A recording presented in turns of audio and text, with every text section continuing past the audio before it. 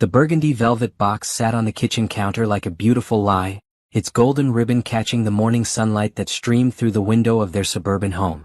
Zara Thompson's hands trembled as she held the divorce papers, the official legal documents that had been carefully folded and placed where a piece of jewelry should have been. The irony was cruel. On their 5th wedding anniversary, her husband Robert had given her the one gift that would end everything they had built together. "Happy anniversary, sweetheart," the note inside had read in Robert's familiar handwriting. "I hope this gives you the freedom you've been looking for." Freedom? What freedom had she been looking for? Zara's mind raced as she tried to make sense of what she was seeing. The papers were real, complete with lawyer signatures and official seals. This wasn't a joke or a mistake. This was calculated, planned, and devastating. Her coffee mug slipped from her other hand, shattering on the ceramic tile floor and sending hot liquid splashing across her bare feet. The pain barely registered as she sank into one of the kitchen chairs, still clutching the papers that spelled out the end of her marriage in cold, legal language. Robert Charles Thompson versus Zara Marie Thompson. Irreconcilable differences. Division of assets. The words blurred together as tears filled her eyes. The house felt different now, as if the walls themselves knew about the betrayal that had just been revealed. Every photograph on the refrigerator, every shared memory in this space they had called home, suddenly felt like evidence of a lie she had been living. The vacation photos from last month's trip to Miami, where Robert had been so attentive and loving. The anniversary card he had given her just 3 days ago, promising many more years of happiness together. Had he already filed these papers then? Had he been planning this while they were making love, while they were planning their future? Zara stood up slowly, her legs unsteady, and walked to the living room where their wedding photo sat prominently on the mantelpiece. She looked beautiful in her white dress, radiant with happiness and hope. Robert looked handsome in his black tuxedo, his arm around her waist, his smile wide and genuine. Or had it been genuine? How long had this been planned? How long had she been living in a fantasy while her husband prepared to destroy their life together? The sound of Robert's key in the front door made her heart jump.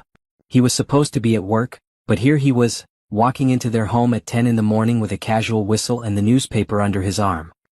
He stopped short when he saw her standing in the living room, still in her pajamas, holding the divorce papers in her hand. "Oh," he said simply, as if he had just remembered he had left something on the stove. "You found them." "I found them?" Zara's voice came out as a whisper, then grew stronger. "I found them? Robert, what is this? What are you doing to us?" Robert set his briefcase down by the door and loosened his tie, a gesture she had seen him make thousands of times when he came home from work. But this time it felt different. This time it felt like he was preparing for battle. "Zara, we need to talk," he said, his voice calm and measured. "I know this is shocking, but I think when you really consider it, you'll realize this is the best thing for both of us." The best thing? Zara felt like she was in a dream, a terrible nightmare where the person she loved most in the world had become a stranger. "Robert, today is our anniversary. Our 5th wedding anniversary. I made dinner reservations at Antonio's. I bought you a watch. I was planning to tell you that I've been thinking about starting a family." Something flickered across Robert's face, guilt, perhaps, or regret. But it was gone so quickly she might have imagined it. "That's exactly why this is the right time," he said, sitting down on the couch as if they were having a normal conversation about weekend plans. "Before we make any more commitments we can't keep. Before we bring children into a marriage that isn't working." A marriage that isn't working? Zara felt her voice rising, but she couldn't control it. "Robert, what marriage are you talking about? We just got back from vacation. We've been happy. We've been making plans. What marriage isn't working?" Robert ran his hand through his dark hair, a gesture she had always found endearing. Now it seemed calculated, practiced. "Zara, be honest with yourself. We've grown apart. We want different things. You're always working late, always focused on your career. We barely spend time together anymore." The accusation hit her like a physical blow. She worked late because she was building their future, saving money for the house they wanted to buy, the family they wanted to start. She had been promoted to senior marketing executive last year, and yes, it required long hours, but she thought Robert was proud of her success. "I work hard for us," she said, her voice breaking. "For our future. You said you were proud of me. You said you supported my career." "I do support your career," Robert said, and there was something in his tone that made her skin crawl. "That's why I think you'll be happier focusing on it completely, without the distractions of a marriage that's holding you back." Distractions. He called their marriage a distraction. Zara looked around the living room at the furniture they had picked out together, the art they had chosen for the walls, the plants she had carefully tended. Everything in this room told the story of a couple building a life together. But apparently only one of them had been committed to that story. "There's something else," Robert said, and the way he said it made her stomach drop. "I haven't been completely honest with you about why I think this is necessary." Zara sat down hard on the chair across from him, her legs finally giving out completely. Whatever was coming next was going to be worse than divorce papers hidden in an anniversary gift. "I've been seeing someone else," Robert continued, his voice steady and calm as if he were discussing the weather. "It wasn't planned, it just happened. But it's made me realize that what we have isn't real love. It's just habit." The room spun around her. Seeing someone else. An affair. While she had been working late to build their future, while she had been planning anniversary dinners and thinking about babies, her husband had been with another woman. "Who?" The word came out as barely a whisper. "Jessica from my office," Robert said. "She's helped me understand what I've been missing in our marriage. What we both deserve to have." Jessica. Zara knew Jessica. She was Robert's secretary, a young woman with blonde hair and bright eyes who always seemed to laugh a little too hard at Robert's jokes at office parties. Zara had even felt sorry for her sometimes, thinking she was just eager to please her boss. She had never imagined that Jessica was eager to please her husband in entirely different ways. "How long?" Zara asked, though she wasn't sure she wanted to know the answer.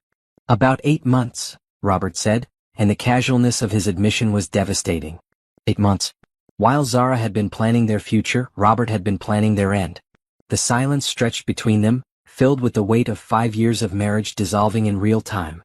Zara looked at this man she had loved, had planned to grow old with, had shared her dreams and fears and hopes with, and realized she was looking at a complete stranger. "I want you to know that I've tried to be fair in the division of assets," Robert continued, as if fairness were possible in this situation. "The house will need to be sold, of course, but you'll get your share. Your lawyer can look over everything." "My lawyer." He expected her to get a lawyer, to fight over their life like it was a business transaction.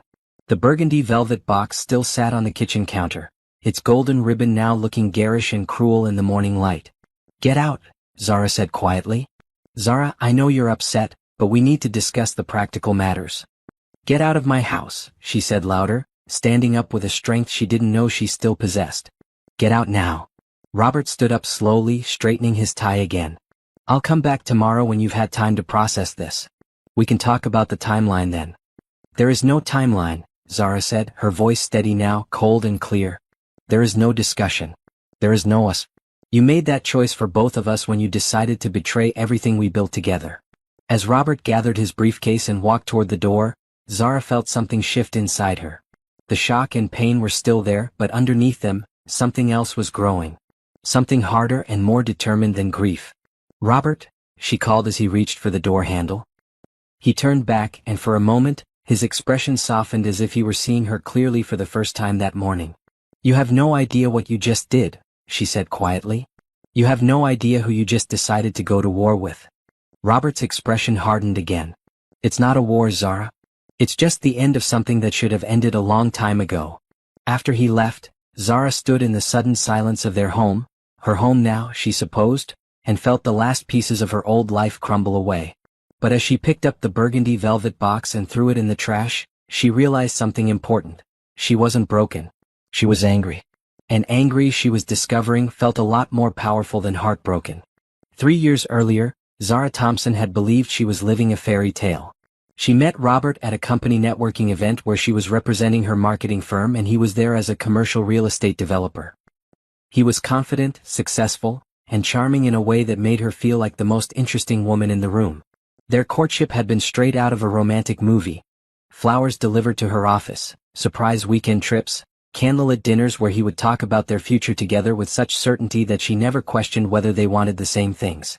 Now, sitting in her empty house with divorce papers scattered on the coffee table, Zara wondered how she had missed all the signs that her fairy tale was actually a carefully constructed lie. The signs had been there, she realized. The way Robert had gradually discouraged her from going out with her college friends, suggesting they were too immature for someone with her career ambitions. The way he had convinced her to quit her membership at the gym where she had made several close friendships, arguing that the membership fee was too expensive when they were saving for a house. The way he had slowly isolated her from everyone in her life except him and his circle of friends, all of whom were couples where the wives seemed to exist primarily to support their husbands' careers and social lives. Zara had been so focused on building what she thought was their perfect life together that she hadn't noticed she was actually building a prison where Robert held all the keys. She walked through their house now, seeing it with new eyes. The furniture they had chosen together was actually all Robert's taste, expensive, traditional, designed to impress his business associates rather than create a comfortable home. The artwork on the walls reflected his preferences for bland, safe pieces that wouldn't offend anyone who might be important to his career. Even the color scheme, all beiges and browns and muted tones, was chosen to create the kind of neutral backdrop that would photograph well for the real estate magazine profiles he hoped to earn someday. Where was she in this house? Where were her preferences, her personality, her dreams reflected in the space they had shared for 3 years? Her phone buzzed with a text message, and for a moment her heart jumped, thinking it might be Robert with an explanation, an apology, some indication that this was all a terrible mistake. Instead, it was her sister Nina. How was the anniversary dinner last night? Did Robert like the watch? Zara stared at the message, trying to figure out how to compress the destruction of her entire life into a text response. She couldn't do it. Instead, she called Nina directly. "Hey sis," Nina answered cheerfully. "I was just thinking about you and wondering how the big anniversary celebration went. Did he love the watch? Please tell me he finally proposed moving to a bigger place or maybe starting those babies you've been hinting about." "Nina," Zara said, and something in her voice must have conveyed the magnitude of what had happened because Nina's tone immediately changed. "What's wrong?" "Zara, what happened?" "He gave me divorce papers," Zara said simply. "For our anniversary. Divorce papers in a gift box." The silence on the other end of the line stretched so long that Zara thought the call had dropped. "I'm coming over," Nina finally said. "Right now. Don't move, don't make any decisions, don't sign anything. I'm leaving work and I'll be there in 20 minutes.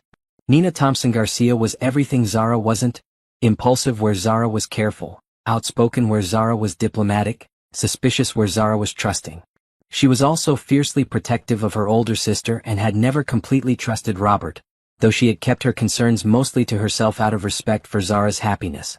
When Nina arrived, she took one look at Zara's tear-stained face and the scattered divorce papers and immediately pulled her sister into a fierce hug. "Tell me everything," Nina said, guiding Zara to the couch. "Start from the beginning and don't leave anything out." As Zara recounted the morning's events, she watched Nina's expression change from shock to anger to something that looked almost like rage. 8 months, Nina repeated when Zara finished her story. "He's been cheating on you for 8 months with that little blonde secretary, and he had the nerve to serve you divorce papers on your anniversary?" "It gets worse," Zara said, pulling out her phone. "I've been looking at our financial accounts since he left. Nina, he's been planning this for a long time. He's moved money around, opened accounts I didn't know about. He's been preparing for this divorce while I was planning our future." Nina took the phone and scrolled through the account information, her expression growing darker with each screen. "Zara, this is financial abuse," Nina said. "He's been systematically moving your joint assets to protect them from the divorce settlement. Look at this. He withdrew $20,000 from your savings account last month. Did you know about that?" Zara felt sick. She hadn't known about any of it. She had trusted Robert completely with their finances, believing they were working toward shared goals. Instead, he had been methodically preparing to leave her with as little as possible while he started his new life with Jessica. "There's more," Zara said, showing Nina a series of text messages she had found on Robert's iPad, which he had forgotten to take with him. "Look at these messages between him and Jessica. They've been planning this for months. They already have an apartment together. They've been laughing about how clueless I am." Nina read the messages, her face getting redder with each exchange. "Listen to this," Nina said, reading from the screen. "She actually thinks we're happy. She's talking about having babies. It would be funny if it wasn't so pathetic. That's what your loving husband said about you 3 weeks ago." The cruelty of it hit Zara like a physical blow. Not only had Robert been cheating on her and planning to leave her, but he had been mocking her love for him, laughing about her dreams for their future. "And here's Jessica's response," Nina continued. "Don't worry, baby. Soon you'll be free of her and we can have the life we deserve. She'll be fine, she's got her little career to keep her busy." Her little career. Zara was a senior marketing executive at one of the city's most prestigious firms. She made almost as much money as Robert and had been recognized as one of the top professionals in her field. But to Robert and Jessica, her decade of hard work and professional success was just her little career. I need a lawyer, Zara said, surprised by how steady her voice sounded. I need the best divorce lawyer in the city. I know someone, Nina said immediately. Remember my friend Carmen from college? She's a partner at Morrison, Klein & Associates now. They handle high-net-worth divorces, and Carmen is known for taking down cheating husbands who try to hide assets. As Nina made the call to Carmen, Zara walked to the bedroom she had shared with Robert and began really looking at their life together.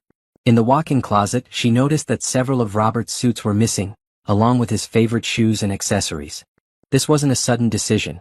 He had been gradually moving his things out for weeks, maybe months. In his nightstand drawer, she found receipts for expensive dinners at restaurants they had never been to together, hotel stays in the city when he was supposed to be at business conferences, jewelry purchases she had never received. The evidence of his double life was everywhere, carefully hidden but not carefully enough. Her phone rang and she saw Carmen's name on the screen. Zara, I just talked to Nina, Carmen said without preamble. I want you to listen to me very carefully. Do not sign anything, do not agree to anything, and do not leave that house. As of right now, it's your marital home and you have every right to be there. Can you come to my office tomorrow morning? Yes, Zara said. Carmen, how bad is this? How much trouble am I in? Based on what Nina told me, you're not in trouble at all, Carmen said, and there was something in her voice that sounded almost excited. Your husband, on the other hand, is about to learn that there are consequences for financial fraud and adultery. Bring everything, bank statements, credit card bills, any evidence of the affair, copies of all the financial documents you can find. We're going to take him apart piece by piece. After Zara hung up, she felt something she hadn't experienced since finding those divorce papers. Hope. Not hope for reconciliation. That dream had died the moment Robert admitted to his affair, but hope for justice. Hope for a future where she wasn't the victim of someone else's cruelty and deception. Nina found her in the closet, pulling Robert's remaining clothes out of the dresser drawers. What are you doing? Nina asked. Packing his things, Zara said calmly. He wants a divorce, he can have it. But he's not going to live here while he's sleeping with his secretary and planning my financial destruction. Where are you going to send his stuff? Zara smiled for the first time that day, and it wasn't a happy smile. It was the smile of a woman who had just realized she was done being a victim. To Jessica's apartment, she said. I have the address from his text messages. I think it's time she got a real look at what she's won. As they packed Robert's belongings into garbage bags, and Zara made sure to include some items that were clearly expensive and important to him, she felt her old self dissolving and something new taking its place. The woman who had trusted blindly, who had put her husband's needs before her own, who had built her life around someone else's dreams, was gone. In her place was someone harder, smarter, and much more dangerous to anyone who tried to take advantage of her. Robert thought he was getting a quiet, easy divorce from a woman too heartbroken to fight back. He was about to learn how wrong he was. Robert returned to the house the next evening, apparently expecting to find Zara broken and compliant, ready to discuss the practical matters of dissolving their marriage. Instead, he found his belongings packed in garbage bags on the front porch and the locks changed. Zara watched from the living room window as he tried his key, his confidence evaporating when it didn't work. She let him knock and ring the doorbell for 5 minutes before she opened the door, but she didn't invite him in. What is this? Robert demanded, gesturing at the bags. Zara, this is childish. We're adults, we can handle this situation like civilized people. Civilized people don't cheat on their spouses for 8 months while planning secret divorces, Zara replied calmly. Civilized people don't hide assets or mock their partners to their affair partners. I found your text messages, Robert. All of them. Robert's face went pale, then red. You went through my private messages? That's a violation of my privacy. Your privacy? Zara laughed, but there was no humor in it. You left your iPad here with all your messages backed up to the cloud. But let's talk about violations, shall we? Let's talk about the $20,000 you withdrew from our joint savings account last month. Let's talk about the secret bank accounts. Let's talk about the hotel receipts and jewelry purchases for your girlfriend. Those are business expenses. The hotel receipts that show you and Jessica checking in as Mr. and Mrs. Thompson? Zara interrupted. Were those business expenses too? Robert's composure cracked completely. The smooth, confident man she had married disappeared, replaced by someone who looked cornered and desperate. Look, Zara, I know this is messy, but we can work this out, he said, stepping closer to the door. We don't need to make this ugly. We can both walk away with our dignity intact. Our dignity? Zara felt a laugh building in her chest, but it came out cold and sharp. "Robert, you gave me divorce papers and an anniversary gift. You've been cheating on me for most of our marriage. You've been stealing from our joint accounts and mocking me behind my back. What dignity exactly are you worried about preserving?" "I never meant for it to happen this way," Robert said, and for a moment he almost sounded sincere. "Jessica and it just happened. We fell in love. Real love, not like what we had." "What we had wasn't real love?" Zara asked quietly. "The 5 years I spent building a life with you, supporting your career, planning our future together, that wasn't real?" "You know it wasn't," Robert said, and the honesty in his voice was devastating. "We were comfortable together, but we were never really in love.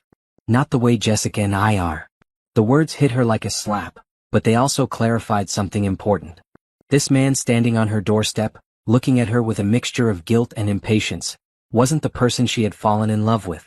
That person had been an act, a performance designed to get what he wanted from her. "You're right," Zara said, and she saw surprise flicker across Robert's face. "What we had wasn't real love. Real love involves honesty, loyalty, and respect. What we had was me loving an illusion while you used me to build the life you wanted until something better came along." "Zara?" "I met with a lawyer today," Zara continued, cutting him off. "Carmen Morrison. You might know her. She's famous for destroying men who try to cheat their wives out of fair divorce settlements." Robert's face went white. "You hired Carmen Morrison?" "I did.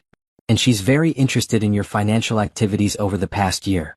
Apparently, moving marital assets to hide them from a spouse is considered fraud." "Who knew?" "I wasn't hiding anything," Robert said quickly.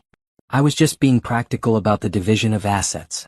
"The division of assets that you decided on unilaterally while planning to leave me," Zara said. "Robert, you have no idea how much trouble you're in. Carmen showed me some preliminary research her team did on our finances. Did you know that adultery affects property division in this state? Did you know that financial misconduct can result in the guilty party receiving less than half of the marital assets?" She could see Robert's mind racing, trying to calculate how much his affair and financial manipulation were going to cost him. "What do you want?" he asked finally. "I want you to experience consequences," Zara said simply. "I want you to understand that actions have prices, and betrayal costs more than you thought you could afford." "Zara, be reasonable. We can settle this quietly without lawyers getting involved. We can both walk away and start fresh." "We could have done that," Zara agreed. "If you had been honest with me about wanting a divorce instead of cheating and stealing. If you had treated me with the basic respect you'd give a stranger instead of mocking me behind my back. But you chose to handle this like a coward and a thief, so now we handle it like a legal matter." Robert ran his hand through his hair, the gesture that had once seemed endearing now looking frantic. "I'll contest everything," he said. "I'll make this as difficult as possible for you." "Please do," Zara said, and she meant it. "Contest everything. Make it difficult. Give Carmen more evidence of your character to present to the judge. Make it very clear to everyone involved exactly what kind of man you are." "You don't understand what you're doing," Robert said, his voice taking on a threatening tone. "I have connections in this city. I have influence. I can make things very hard for you professionally." Zara felt something cold and sharp settle in her chest. This was the real Robert, the man who had been hiding behind the charming facade for 5 years. This was someone who would threaten her career because she refused to quietly accept his betrayal. "Are you threatening me?" she asked quietly. "I'm just pointing out the reality of the situation," Robert said. "You might want to consider whether this is a fight you really want to have." Zara stepped back and began to close the door.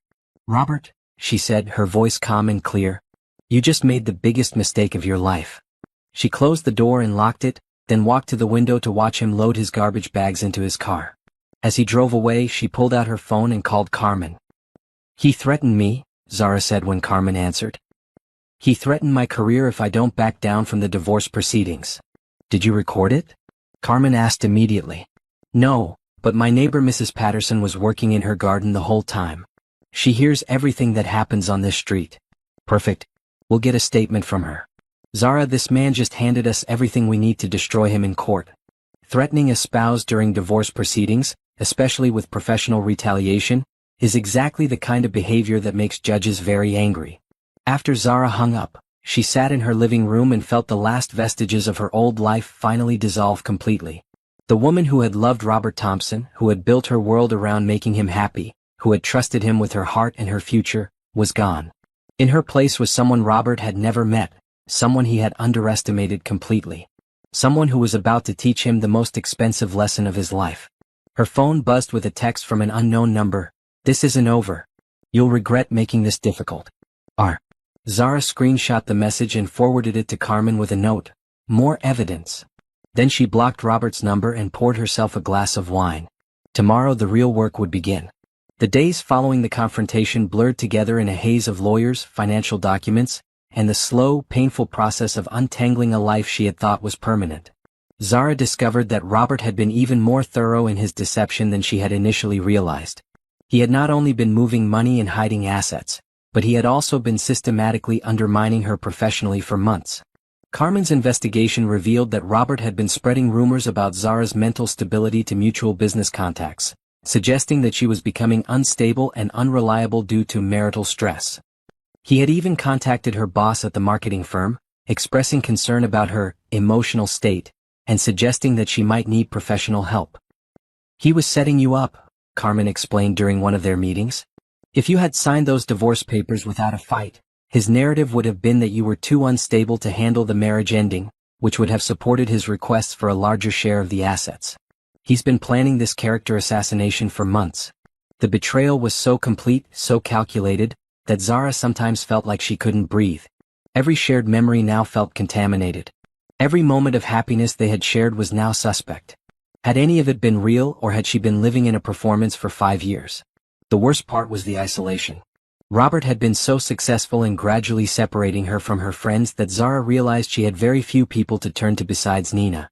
Her college friends had drifted away after years of canceled plans and Robert's subtle discouragement. Her work friendships were mostly professional relationships that didn't extend into personal support during a crisis. She had built her entire social and emotional life around her marriage, and now that the marriage was revealed to be a lie, she was left with almost nothing. 3 weeks after the confrontation, Zara's boss called her into his office. "Zara, I need to talk to you about something delicate," James Patterson said, gesturing for her to sit down.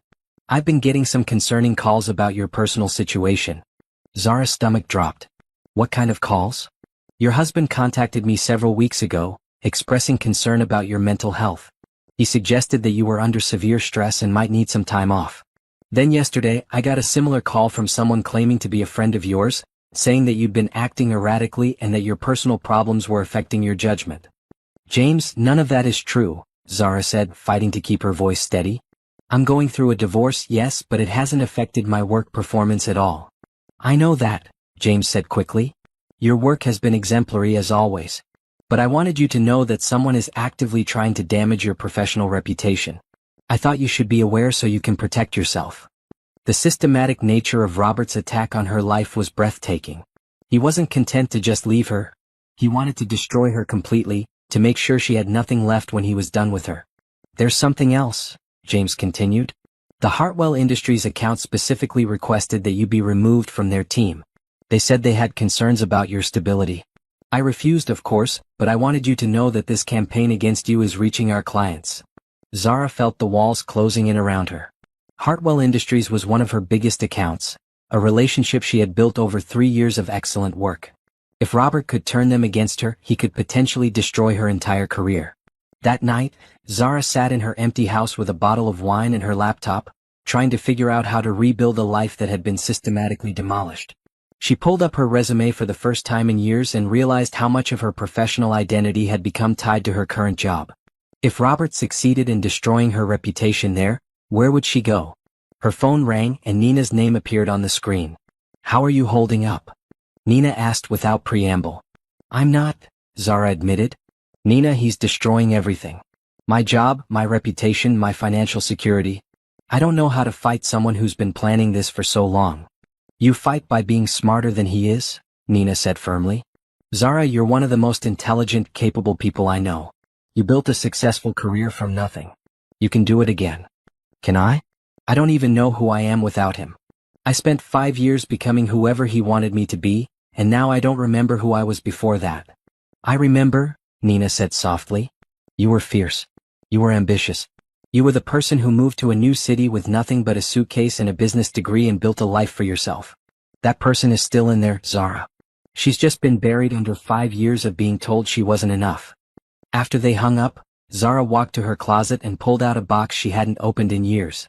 Inside were mementos from her life before Robert. Photos with college friends, awards from her early career, letters of recommendation from professors who had believed in her potential. She had been someone before Robert Thompson entered her life. Someone strong and independent and capable of building something from nothing. The next morning, Zara called Carmen with a decision that surprised even herself. "I want to go on the offensive," she said. "I'm tired of just responding to his attacks. What can we do to make him face consequences for what he's done?" "Now you're talking," Carmen said, and Zara could hear the smile in her voice. "I've been waiting for you to get angry instead of just hurt. Angry clients win cases." Carmen explained that they could file for spousal support based on Robert's higher income, seek compensation for his financial misconduct, and pursue damages for his attempts to destroy her professionally. More importantly, they could make all of his behavior public record through the court proceedings. "The best part," Carmen continued, "is that his affair with his secretary creates liability for his company. If he was using company resources to conduct his affair, company time, company property, company travel, his employer could face harassment lawsuits. I think it's time we had a conversation with Robert's boss." For the first time in weeks, Zara felt something other than despair. She felt the stirring of something that might have been hope or might have been revenge. Either way, it felt better than the helpless sadness that had been consuming her. That afternoon, Zara made 2 important phone calls.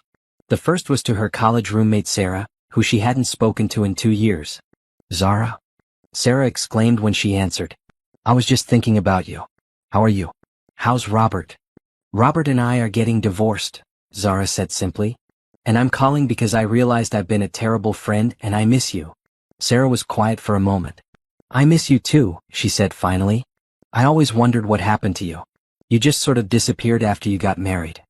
They talked for an hour, and by the end of the call, Zara had an invitation to stay with Sarah anytime she needed to get away, and plans to meet for dinner the following weekend. The second call was to her former mentor, Dr. Elizabeth Warren, who had taught her graduate marketing courses and had always encouraged her to think bigger about her career. "Zara Thompson," Dr. Warren said warmly. "I was hoping I'd hear from you someday. I've been following your career and I'm very proud of what you've accomplished." "Dr. Warren, I'm going through some major life changes and I'm thinking about what comes next professionally," Zara said carefully. "I'd love to get your advice about some opportunities I'm considering." "I'd be delighted to help," Dr. Warren said. "Why don't you come by my office next week?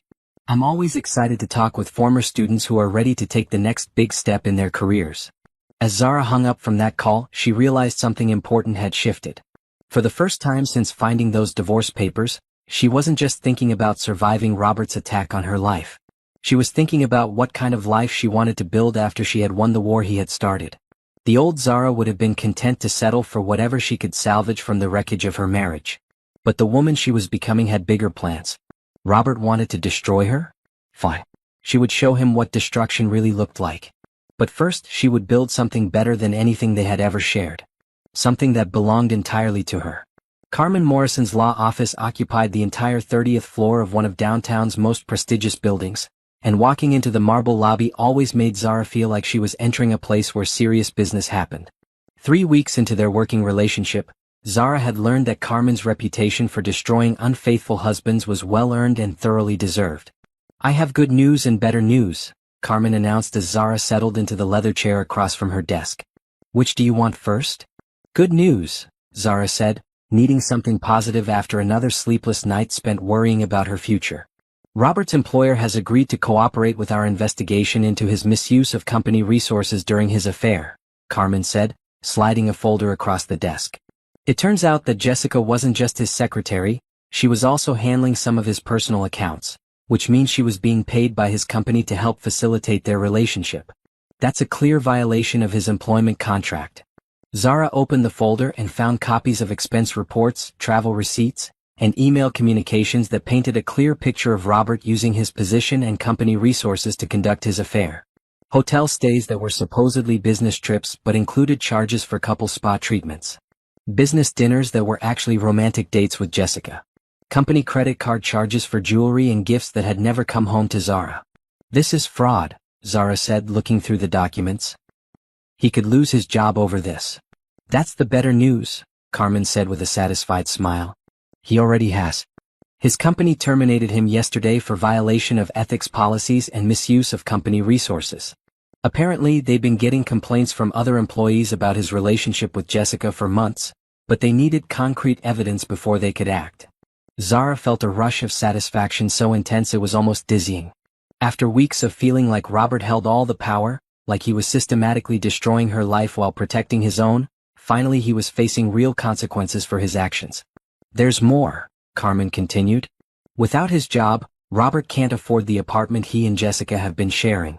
According to my investigator, he's been trying to borrow money from friends and family, but word has gotten out about why he was fired.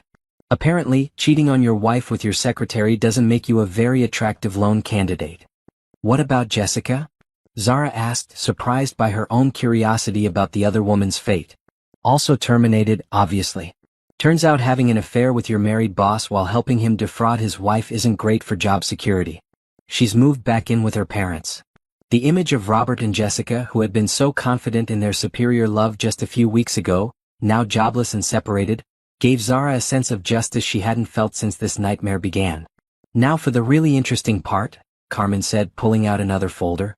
My investigator has been digging into Robert's financial history, and we've discovered that this isn't his first time hiding assets during a relationship dissolution. What do you mean? Robert was engaged before he met you to a woman named Patricia Mills. They broke up about 6 months before you two started dating, and there were some very messy financial entanglements. Patricia filed complaints with the state attorney general's office about Robert's handling of their joint investments, but she eventually dropped the charges and moved out of state. Zara felt sick. He's done this before? It looks like it. And here's the thing about patterns of behavior. They're very compelling to judges. We're not just dealing with a man who made some bad choices during a difficult divorce.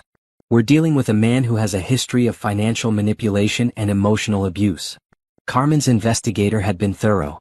The folder contained Patricia's original complaint, bank records showing Robert's suspicious financial activities during that relationship, and even a copy of a restraining order Patricia had filed and then withdrawn. I reached out to Patricia, Carmen continued. She's willing to provide testimony about Robert's pattern of behavior, if necessary. She said she always wondered if he would do to another woman what he did to her. Reading Patricia's story was like looking into a funhouse mirror of her own experience. The gradual isolation from friends and family. The slow takeover of financial decisions. The discovery of cheating. The realization that the man she loved had been systematically preparing to destroy her life while pretending to love her. How did I not see this? Zara asked, more to herself than to Carmen. How did I not recognize what he was doing? Because he's good at it, Carmen said simply. Zara, you're not stupid or naive. You're a successful, intelligent woman who fell in love with someone who turned out to be a skilled manipulator. That doesn't reflect poorly on you, it reflects poorly on him. Carmen's phone rang and she answered it with a sharp, Morrison. As she listened, her expression grew increasingly pleased. That was my investigator, she said after hanging up. Robert just filed for bankruptcy protection, claiming he can't afford his legal fees or temporary spousal support. But here's the interesting thing. He filed the paperwork from Jessica's parents' house, using their address as his residence. What does that mean? It means he's lying about his financial situation to try to avoid his obligations to you, and he's stupid enough to leave a paper trail. Filing false information in bankruptcy proceedings is a federal crime. Zara stared at Carmen in amazement. He just keeps making it worse for himself. Men like Robert always do, Carmen said. They're so convinced of their own cleverness that they can't see how obvious their schemes are to everyone else. They think they're master manipulators, but they're actually just bullies who've gotten away with their behavior for so long that they've forgotten other people can fight back. As Zara left Carmen's office that afternoon, she felt lighter than she had in months. For the first time since finding those divorce papers, she wasn't just surviving Robert's attack on her life, she was winning. But more importantly, she was beginning to understand something about herself that she had forgotten during 5 years of marriage. She wasn't just a victim of Robert's cruelty. She was a formidable opponent, and he had seriously underestimated what she was capable of when someone she trusted decided to betray her. Robert had started a war thinking he was fighting against a broken, dependent woman who would quietly accept whatever scraps he decided to leave her. Instead, he found himself fighting against someone who had nothing left to lose and everything to gain. Someone who was just getting started. The coffee shop near Dr. Warren's office had become Zara's unofficial headquarters for rebuilding her life. Over the past 2 weeks, she had met with 5 different professional contacts here, systematically reconnecting with people Robert had encouraged her to distance herself from during their marriage. Each conversation had been a revelation about how much of her own network she had abandoned in the name of marital harmony. "I always wondered why you stopped returning my calls," said Marcus Chin, her former colleague from the advertising agency where she had worked before her current job. "You just seemed to disappear after you got married." "I thought I was being a good wife," Zara admitted, stirring sugar into her latte. "Robert convinced me that maintaining too many outside friendships would take energy away from building our marriage." Marcus, who was now a senior vice president at one of the city's top marketing firms, shook his head. "Zara, that's classic isolation behavior. My ex-wife did the same thing to me. Gradually convinced me that all my friends were bad influences or didn't understand our relationship. It took me years after our divorce to rebuild those connections." This conversation, like all the others, served multiple purposes. Zara was rebuilding her professional network, but she was also beginning to understand the full scope of Robert's manipulation. Every person she reconnected with had a similar story about how she had gradually become less available, less present, less herself. "I have a proposition for you," Marcus continued. "We're looking for someone to head up our new digital strategy division. It's a senior role, more money than you're making now, and complete creative control over building the department from the ground up. Interested?" 6 months ago, Zara would have immediately said she needed to discuss it with Robert. Today she said, "Tell me more." The position Marcus described was everything she had dreamed of professionally: the chance to build something new, to use all of her skills and experience, to be recognized and compensated for her expertise. It was also exactly the kind of opportunity Robert had always found reasons for her to avoid, arguing that taking on too much responsibility would stress their marriage. "There's one catch," Marcus warned. "We'd want you to start immediately. Like next week immediately. One of our biggest clients just fired their entire marketing team, and they need someone who can jump in and save their product launch." "Next week?" Zara felt a moment of panic. Her divorce wasn't final, her current job situation was complicated by Robert's sabotage attempts, and her entire life was in upheaval. Then she remembered something Nina had said: "The best time to make a big change is when your life is already changing anyway." "I'll take it," Zara said, extending her hand to Marcus. "When do I start?" The conversation with her current boss was surprisingly easy. James Patterson had been dealing with the fallout from Robert's campaign against Zara's reputation for weeks, and he was more than happy to let her leave on good terms rather than continue fighting battles that had nothing to do with her work performance. "I hate to lose you," James said, "but I understand why you need a fresh start. Robert really did a number on your situation here, and it's going to take time to undo the damage he caused." "What kind of damage?" Zara asked, curious about the full extent of Robert's sabotage. "He contacted several of our biggest clients directly, suggesting that you were having personal problems that were affecting your judgment. He even sent a few anonymous emails to the company's senior partners, claiming you were drinking heavily and might be embezzling from client accounts." The calculated viciousness of it took Zara's breath away. Robert hadn't just been trying to leave her. He had been trying to destroy her completely, to make sure she had no way to rebuild her life after he was done with her. "We investigated everything, of course," James continued. "There was never any evidence to support any of his claims. But the fact that he was willing to try to destroy your career just to make his divorce easier, that tells you everything you need to know about his character." That evening, Zara called an emergency meeting with Carmen to discuss her new job offer and what it might mean for the divorce proceedings. "This is perfect," Carmen said immediately. "Robert's entire strategy has been based on portraying you as unstable and financially dependent on him. Getting a better job with higher pay completely undermines his narrative. Won't he try to claim that my new salary should reduce any spousal support? He can try, but spousal support is based on the financial situation during the marriage, not after. Besides, the fact that you're able to land a better job immediately after leaving your old one just proves that his attempts to sabotage your career were baseless." Carmen pulled out a thick file that had been growing steadily over the past month. "Speaking of Robert's attempts at sabotage, we've documented every single one of his attacks on your reputation. The calls to your boss, the anonymous emails, the attempts to turn clients against you. In this state, that kind of behavior during divorce proceedings can result in additional financial penalties." "What kind of penalties?" "The kind that make cheating, lying husbands very sorry they decided to play dirty," Carmen said with satisfaction. "Zara, Robert thought he was playing chess while you were playing checkers. But it turns out you've been playing chess all along. You just didn't know it was a game until he showed you the board. As Zara drove home that night, she passed the restaurant where she and Robert had planned to celebrate their anniversary. It felt like a lifetime ago that she had been making reservations and shopping for gifts, planning a romantic evening with a man who was already planning to leave her. Now, less than 2 months later, she had a new job that paid more than she had ever made, a legal team that was systematically dismantling Robert's attempts to destroy her, and a growing network of friends and colleagues who respected her abilities and wanted to see her succeed. Robert had wanted to leave her with nothing. Instead, his betrayal had forced her to discover how much she was capable of building on her own. Her phone buzzed with a text from Nina. "How did the job interview go?" "I got it," Zara typed back. "I start Monday." "That's my sister," Nina responded immediately. "Robert has no idea what he's unleashed." Zara smiled as she pulled into her driveway. Nina was right. Robert had spent months planning his escape from their marriage, convinced that he was the smart one, the one in control, the one who would come out ahead.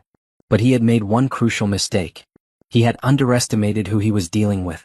The woman he had married was someone who would have quietly accepted whatever he decided to give her, who would have prioritized his happiness over her own justice, who would have tried to preserve his reputation even as he destroyed hers. The woman he was divorcing was someone else entirely. Someone who was just getting started, showing him the price of betrayal. Zara's first day at Chin Marketing Solutions felt like stepping into a life she had forgotten she wanted. The office was modern and energetic, filled with people who were excited about their work and eager to collaborate. After years in an environment where she had constantly worried about office politics and Robert's influence on her reputation, being somewhere that judged her purely on her abilities felt like breathing fresh air. "Your first assignment is going to be a trial by fire," Marcus warned as he showed her to her new office. Pinnacle Technologies is launching a new software platform in 6 weeks, and their entire marketing strategy just imploded. They need someone who can create a comprehensive campaign from scratch. "What happened to their previous strategy?" Zara asked, already mentally cataloging the resources she would need. "Their marketing director turned out to be embezzling from the company, and when they fired him, they discovered that most of their campaign was plagiarized from competitors. So they're starting over completely 6 weeks before launch." The irony wasn't lost on Zara. After months of being accused by Robert of professional instability and ethical problems, her first major assignment was cleaning up after someone who had actually been guilty of the kind of misconduct Robert had tried to pin on her. "I'll need a team," Zara said, her mind already working through the logistics. "Whatever you need," Marcus assured her. "Pinnacle is one of our biggest potential clients. If you can pull this off, it establishes you as the miracle worker who saves impossible situations." By the end of her first week, Zara had assembled a team of 5 specialists and created a preliminary campaign strategy that impressed not only Marcus but also Pinnacle's CEO. More importantly, she had found her professional confidence again. For months, Robert's sabotage attempts had made her question her own abilities.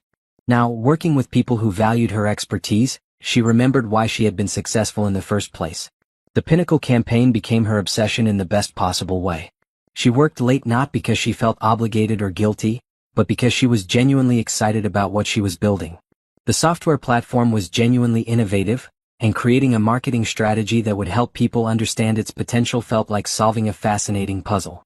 3 weeks into the campaign development, Marcus stopped by her office with an unusual expression on his face. "I just got an interesting phone call," he said, closing the door behind him. "Someone claiming to be a former colleague of yours called to warn me that you're unstable and have a history of plagiarizing campaigns." Zara's stomach dropped. Even at her new job, Robert was trying to destroy her reputation. "I assume you know who's behind this?"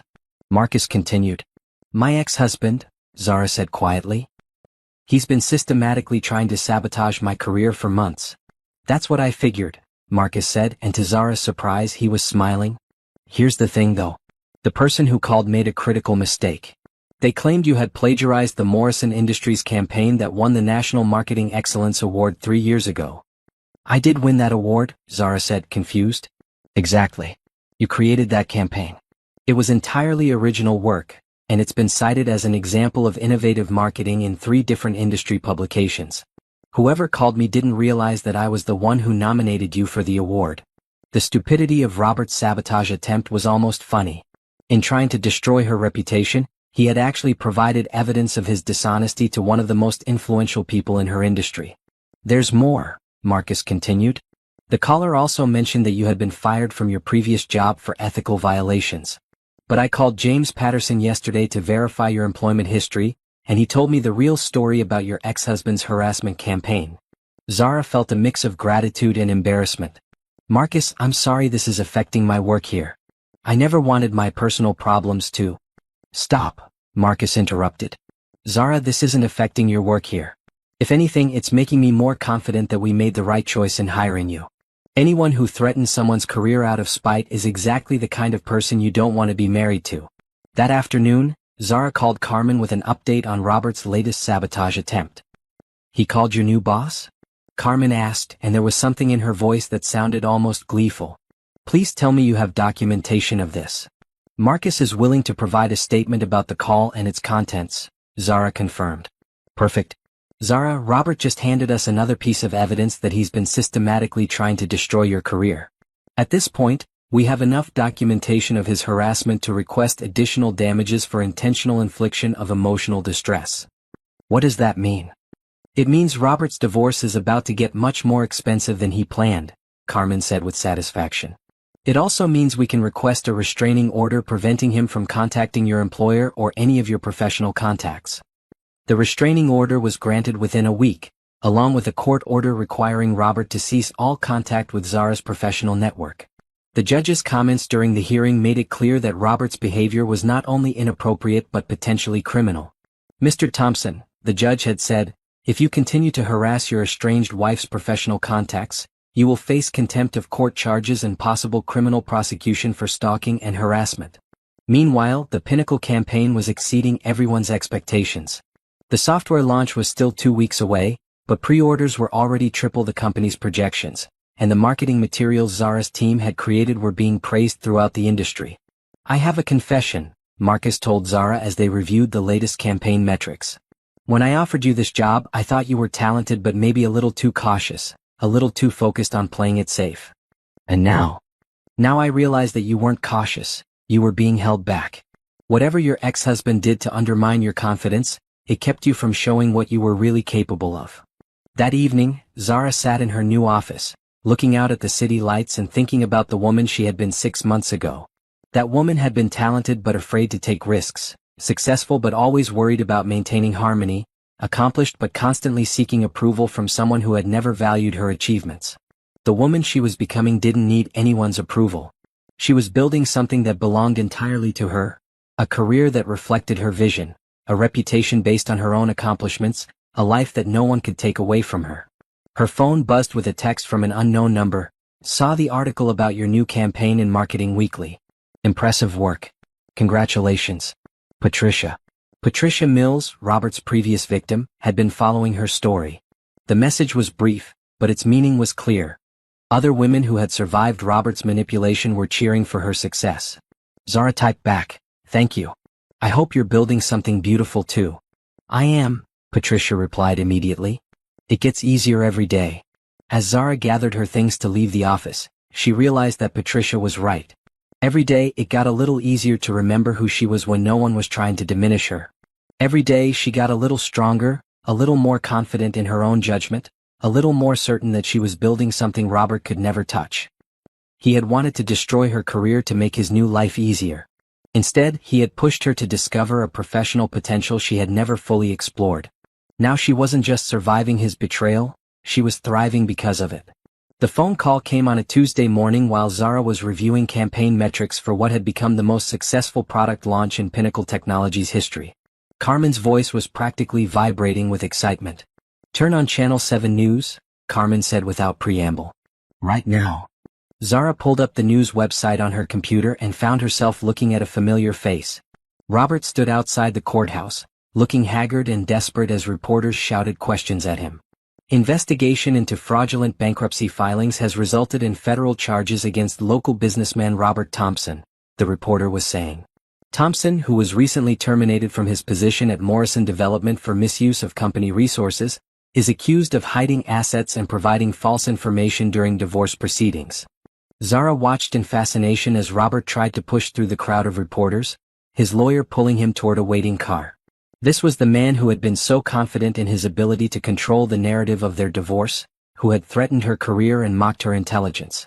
Now he looked like exactly what he was, a man whose lies had finally caught up with him.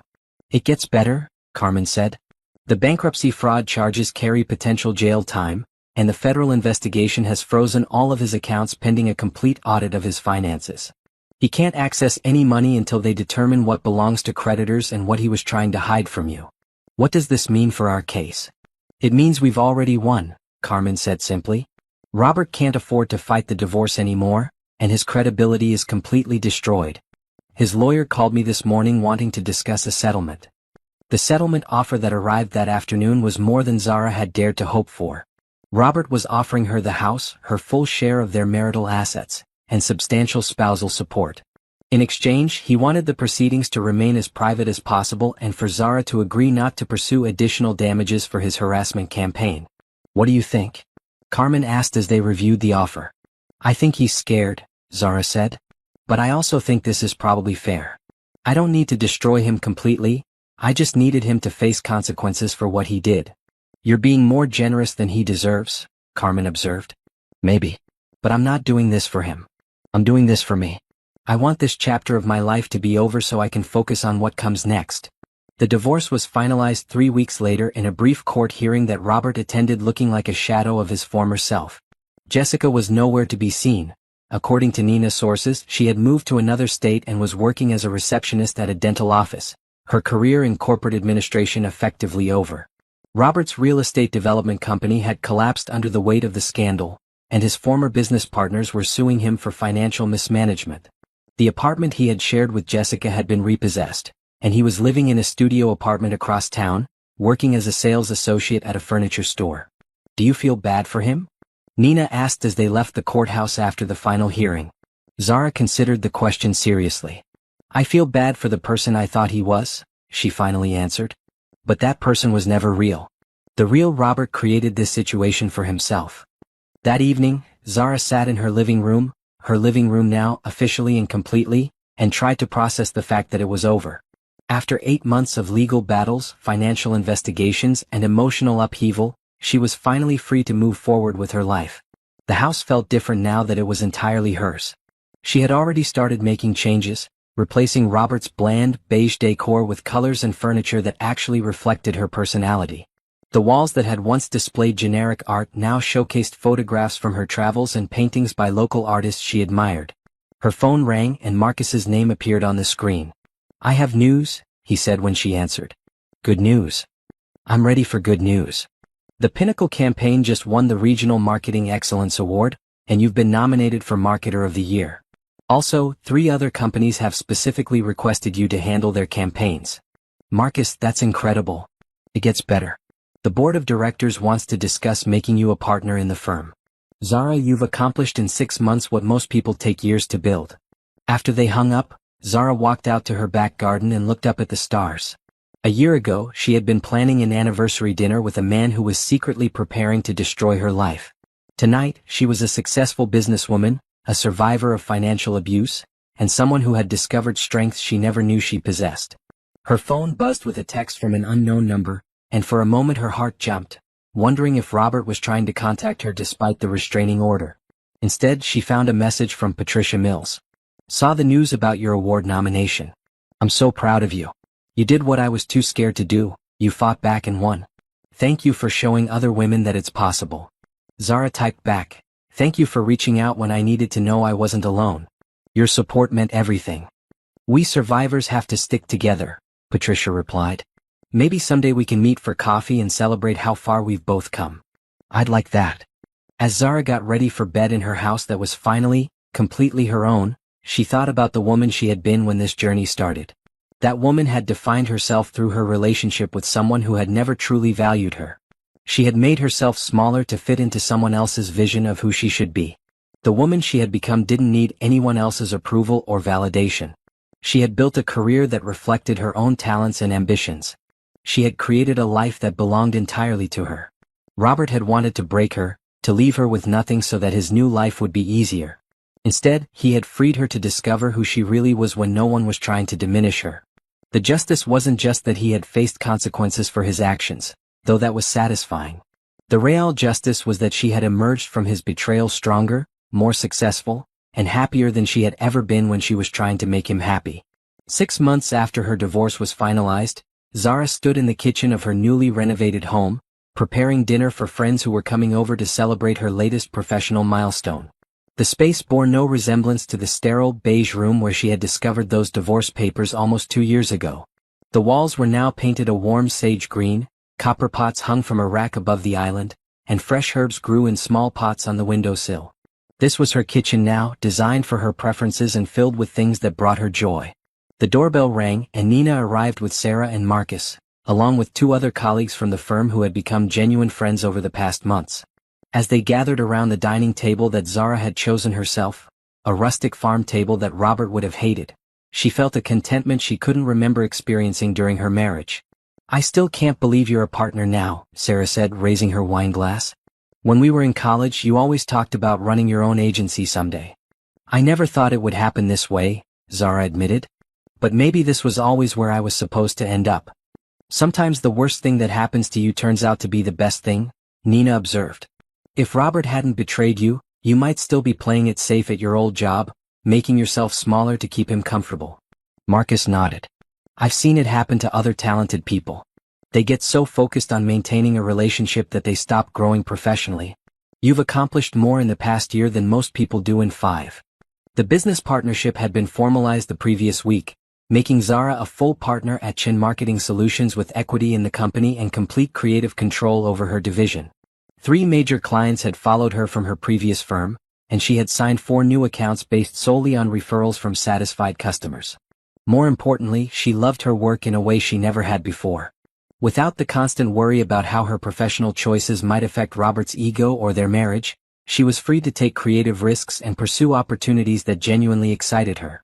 "There's something else I want to tell you all," Zara said as they moved to the living room for dessert.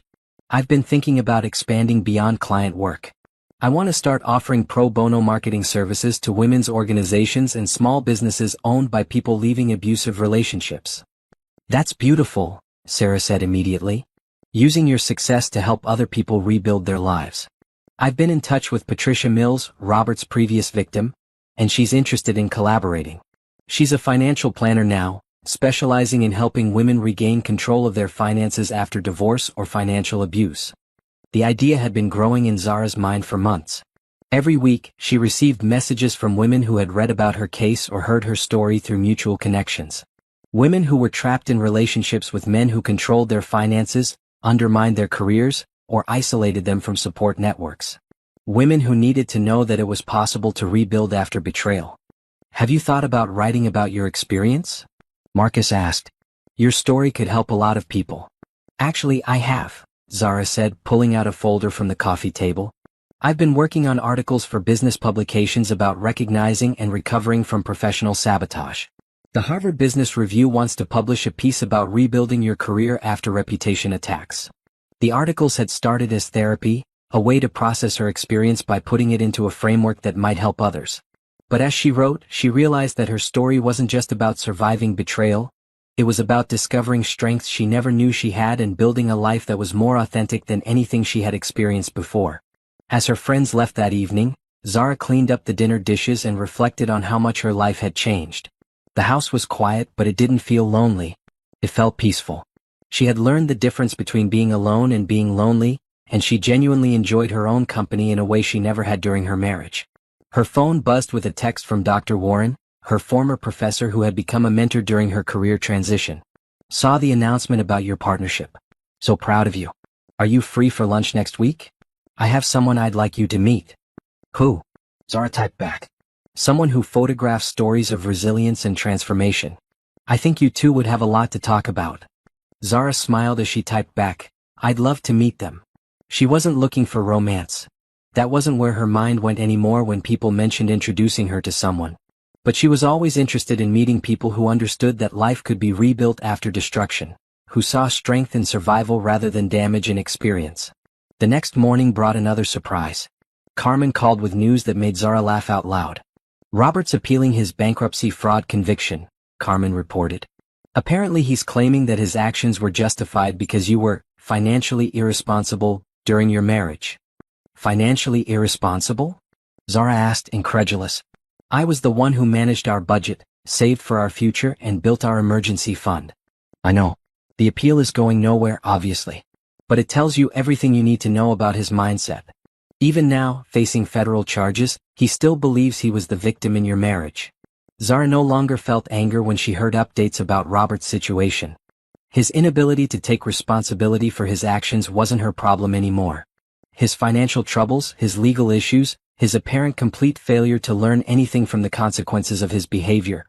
None of it affected her life now. There is one more thing, Carmen continued. Jessica contacted my office yesterday. She wants to meet with you. Jessica? Why? She says she has information about other women Robert was involved with during your marriage. Apparently, you weren't his only affair. The revelation should have been shocking, but Zara found she wasn't surprised. A man who could compartmentalize his life enough to conduct one affair while planning a divorce could certainly have been conducting multiple affairs. She also wants to apologize, Carmen added. She says she didn't understand the full scope of what Robert was doing to you until she became his next victim. Zara considered this. Meeting with Jessica served no legal purpose now, the divorce was final, and Robert's appeals were going nowhere. But there might be value in understanding the full picture of what she had been living through. Set up the meeting, Zara decided. Not for closure or forgiveness, but for information. If Robert has other victims, they deserve to know they're not alone. The meeting with Jessica took place the following week at Carmen's office. The young woman who entered the conference room was nothing like the confident secretary Zara remembered from office parties. Jessica looked tired, older, and genuinely remorseful. I know you have no reason to listen to me, Jessica began without preamble. But I needed you to know that I'm sorry, and I needed you to understand what really happened. Over the next hour, Jessica painted a picture of Robert that was even more disturbing than Zara had imagined. The affair had begun when Jessica was going through a difficult breakup, and Robert had positioned himself as a mentor and friend. He had gradually convinced her that Zara was emotionally abusive, that their marriage was a sham, and that he was trapped in a relationship with someone who was unstable and controlling. He showed me messages that he claimed were from you, Jessica explained. Angry, irrational texts about money and his work schedule. I believed him when he said you were trying to destroy his career out of jealousy. Those messages weren't from me, Zara said quietly. I know that now. After we moved in together, I realized that Robert creates drama wherever he goes. He would tell me that you were calling his friends trying to turn them against him, that you were spreading rumors about our relationship, that you were threatening to destroy his business. But when I asked to see proof, he always had excuses. Jessica had discovered Robert's pattern of manipulation when she started experiencing it herself. He had gradually isolated her from her friends and family, controlled their finances, and begun undermining her confidence in the same ways he had undermined Zara's. When he lost his job, he blamed you, Jessica continued. He said you had orchestrated everything to destroy him. But I was there. I saw the evidence of what he had been doing with company resources. He had been using company credit cards for our dates, charging personal expenses to business accounts, even having me handle his personal banking during work hours. Why are you telling me this? Zara asked. Because there are others, Jessica said simply. Robert was texting with at least 2 other women while we were together. One of them contacted me after she saw the news about his arrest. She said he had been telling her the same stories about being trapped in an abusive marriage, asking her to help him plan his escape. The scope of Robert's deception was breathtaking. He hadn't just been cheating on Zara, he had been running multiple relationships simultaneously, using the same lies and manipulation tactics with each woman. I'm working with a therapist who specializes in abuse recovery, Jessica concluded. She helped me understand that what Robert did to both of us was systematic emotional and financial abuse. I wanted you to know that I'm getting help, and I wanted to ask if you'd be willing to speak with the other women who were involved. Zara agreed to the meeting not because she owed Jessica or the other women anything, but because she understood the value of shared information in recovery from abuse. 2 weeks later, she sat in a circle with 5 other women who had been targeted by Robert at various points during and after their marriage. The stories were remarkably similar.